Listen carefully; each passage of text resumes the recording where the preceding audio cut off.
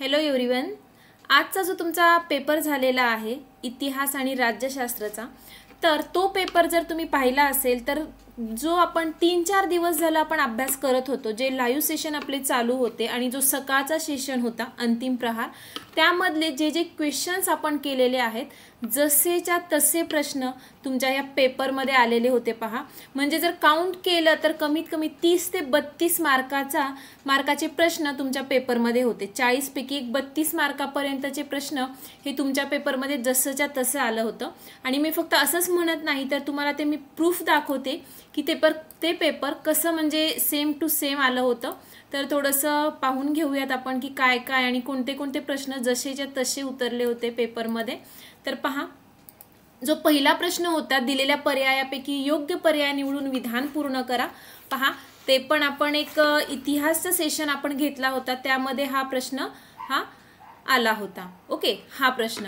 नंतर हितोपदेश हा संस्कृत ग्रंथाचा जर्मन भाषेतील अनुवाद पहा, तो पण प्रश्न आपण अभ्यासला होता, तो पण प्रश्न आपण घेतला होता आणि तो प्रश्न तसंच्या तसा आला होता। ओके, म्हणजे पहिल्या ह्याच्यातले 2 मार्काचे प्रश्न तसेच्या तसे आले होते। नंतर हे चुकीची जोडी जी होती Leopold von रांकेची, Michael फुको, Karl Marx, हे पण आपण चुकीची जोडी दुरुस्त करा हे पण आपण घेतलं होतं। पहा, हा एक प्रश्न सेम ॲज इट इज आला होता। आणि नंतर तक्ता पूर्ण करा, तक्ता पूर्ण करा भारतातील ग्रंथालय आणि शहरे। पहा, हा पण प्रश्न जसाच्या तसा तुमच्या समोर आलेला होता। आणि नेक्स्ट जो प्रश्न होता महाराष्ट्रातील थंड हवेचे ठिकाण, ते पण आपण केलं होतं। पहा, विथ प्रूफ तुम्हाला मी दाखवत आहे की कोणते प्रश्न आले होते आणि पण त्याचा अभ्यास घेतला, जे आपण 3 दिवसापासून सेशन घेत होतो। आणि टिपा लिहा मधला उपयोजित इतिहास हा एक प्रश्न मी म्हटलं होतं की करून जावा, उपयोजित इतिहास किंवा जनासाठी इतिहास असा प्रश्न येऊ शकतो। तर तो पण प्रश्न हा टिपा लिहामध्ये आला होता। आणि सकारण स्पष्ट करा, सकारण स्पष्ट करा मधले 4 पैकी 3 प्रश्न आहे तसे पडले होते। पहा, जे इम्पॉर्टंट क्वेश्चन्स मी दिले होते। फुको यांच्या लेखन पद्धतीला ज्ञानाचे पुरातत्व म्हटले आहे, तुम्हाला म्हटलं होतं हे करून जायचं आहे। चित्रपट माध्यमात इतिहास हा विषय महत्त्वाचा आहे, पहा या स्लाइड इथं दिसेल तुम्हाला, तो पण प्रश्न तसाच्या तसा पडला होता 6 नंबरच्या धड्यातला। आणि तंत्रज्ञानाचा इतिहास अभ्यासावा, हा थर्ड जो उपयोजित इतिहास हा जो टॉपिक आहे त्यामध्ये इम्पॉर्टंट क्वेश्चन्समध्ये 4 पैकी 3 प्रश्न जे आहे तसे तुमच्या पेपरमध्ये आले होते। तसंच नंतर आपण जो मोठा होता सविस्तर उत्तरे, कला क्षेत्रात व्यवसायाच्या कोणत्या संधी उपलब्ध आहे हे स्पष्ट करा। पहा, हा जो प्रश्न आहे तो पण आपण पाहिला होता आणि तुम्हाला इम्पॉर्टंट नोट्स पण दिल्या होत्या की हे प्रश्न तुम्हाला करून जायचे आहेत। ओके, जसेच्या तसे मोठे 5 ते 6 प्रश्न आले होते। नंतर होतं आपलं राज्यशास्त्र, जर आपण पाहिलं राज्यशास्त्रामध्ये पण सेम जो MCQ टाईप किंवा पर्यायी उत्तर आपण म्हणू तर महाराष्ट्रात स्थानिक शासन संस्थांमध्ये महिलांसाठी राखीव जागा, पहा हा प्रश्न आपण अभ्यास केला होता। आणि शेतीचे उत्पादन वाढवण्यासाठी अन्नधान्याबाबत स्वयंपूर्ण होण्यासाठी म्हणजे हरित क्रांती, पहा हा पण प्रश्न आपण परवा दिवशी अभ्यासला होता। ओके, तर हे पाहू आणि नेक्स्ट अजून पाहूया जे चूक की बरोबर सकारण लिहा पॉलिटिकल सायन्स मधलं विथ आन्सर मी तुम्हाला दाखवलं होतं। विथ आन्सर ये PPT अपलोड भी थी आपके म्हणजे तुमच्या अभ्यासासाठी। विशिष्ट प्रसंगी निवडणूक आयोग एखाद्या मतदारसंघात निवडणुका घेतात, पहा हा प्रश्न जसाचा तसा पडला। माहितीच्या अधिकारामुळे शासनाच्या कारभारात गोपनीयता वाढली, पहा हा पण प्रश्न आहे। आणि आघाडी शासनातून अस्थिरता निर्माण होते, हा पण प्रश्न। म्हणजे चुकी बरोबर यामध्ये 4 पैकी 3 पैकी 3च्या 3 प्रश्न आपण जे शिकलेलो होतो किंवा जे IMP सांगितले होते ते प्रश्न बरोबर ॲज इट इज आले होते।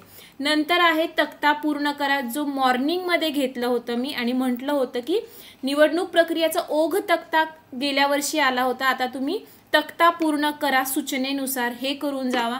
आणि तसंच्या तसं सेम आलं, पहा इथं मी सॉल्व पण करून दाखवलं होतं सकाळी की निवडणूक प्रक्रिया आणि निवडणूक आयोगाची भूमिका आणि मतदाराची भूमिका, हा पण प्रश्न जशाच्या तसा तुमच्या पेपरमध्ये आला होता। आणि शेवट जो होता आपण म्हणजे गेल्या वर्षीचे PYQs जे केले होते त्यामध्ये होतं भारतीय लोकशाही समोरील सामाजिक आव्हाने, आणि तो पण प्रश्न आज पेपरमध्ये तसाच्या तसा आला होता आणि हे तर मी सॉल्व केलं होतं आणि आपण सॉल्व करून पाहिलेलं होतं.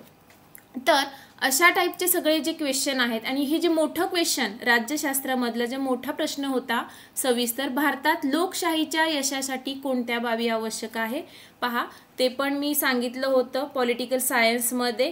थोडक्यात उत्तरेसाठी हा प्रश्न, जे इम्पॉर्टंट क्वेश्चन्स दिले होते त्यामधून हा प्रश्न पण एक आला होता की भारतात लोकशाहीच्या यशासाठी कोणत्या बाबी आवश्यक आहे. तर असे सेम तसेच्या तसे प्रश्न हे आपल्याला आजच्या पेपरमध्ये तुम्हाला दिसतात.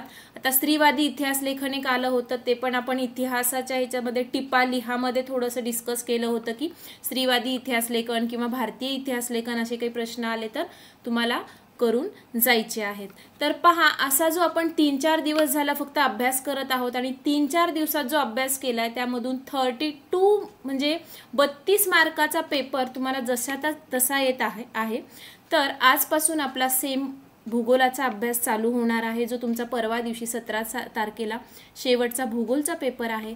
आज 8 वाजता आपण भूगोलाचा अभ्यास चालू करू.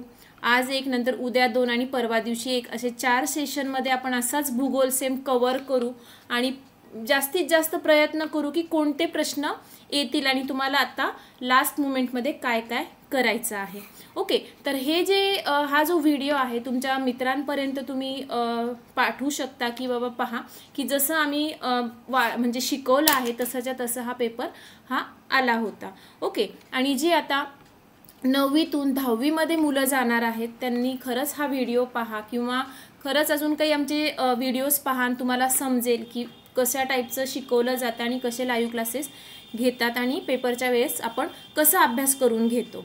ओके, आणि 9वीचे जे 9वीमधून 10वीमध्ये मुलं जात आहेत त्यांच्यासाठी ॲडमिशन ओपन झालेलं आहे. तर डिस्क्रिप्शनमध्ये लिंक वगैरे तुम्हाला भेटेल. आरंभ 5.0 ही बॅच लवकरच आता चालू होणार आहे. आणि तसंच जे मुलं आता 10वीमधून 11वीत जात आहेत त्यांच्यासाठी पण सायन्सच्या सगळे क्लासेस चालू होत आहेत. तर असंच चॅनलला लाईक करा, शेअर करा आणि सबस्क्राईब करा आणि असेच हेल्पफुल व्हिडिओ आणि असे अभ्यास आपण असाच अभ्यास करूयात. आता भूगोलाचाही असाच अभ्यास करूयात. तर संध्याकाळी भेटूयात 8 वाजता. धन्यवाद.